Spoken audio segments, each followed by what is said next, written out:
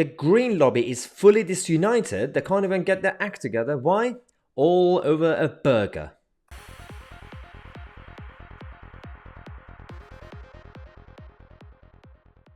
Well, COP26. Everything's going really well for this conference. I mean, this is now, day 4 of the Green Conference, and we have a situation where they can't even get their act together. The organizers have been making a mess every single day. There's been a chaotic shambles.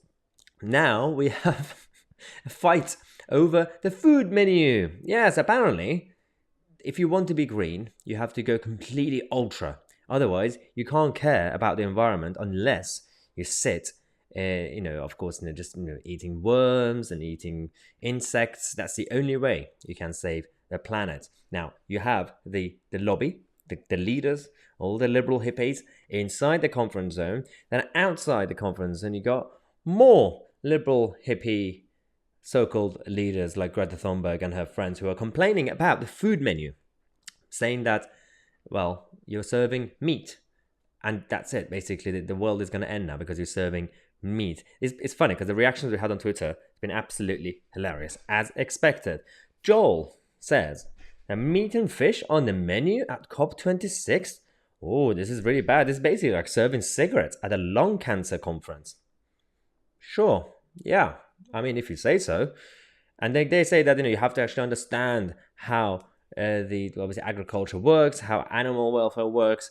The next tweet is actually even better. Alison Burns says, well, animal agriculture is a major contributor to climate change. Shouldn't the law societies take the lead by taking meat, fish, and dairy off the menu? The funny thing is, these people who are now claiming that eating meat is going to basically cause the end of the world, apocalypse is happening because of this, don't understand the basics of agriculture, don't really understand the conservation of certain animals, certain insects, let's just say, the same insects that they want to eat.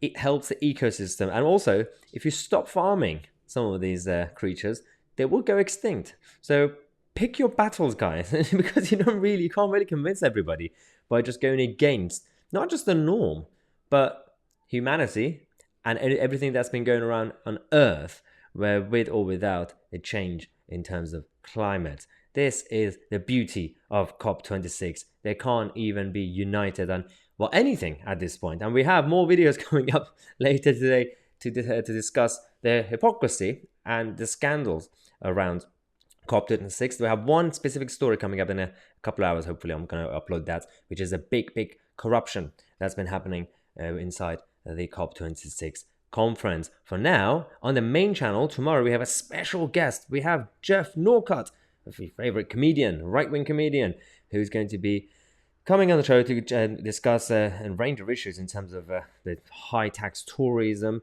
the ban on free speech, and of course, all the U-turns that the government's making left, right, and center. Also, on the main channel, if you want to check it out, mytc.co.uk, we have the upcoming lineup. We have Jeff Norcutt, of course, coming up. We got Sonia Elijah, the investigative journalist. We have Donald Trump's former advisor and the current CEO of Getter, Jason Miller, but also Laura Dodsworth, the author of State of Fear. We're going to have all these guys on this show as special guests, so definitely check out the link in the description.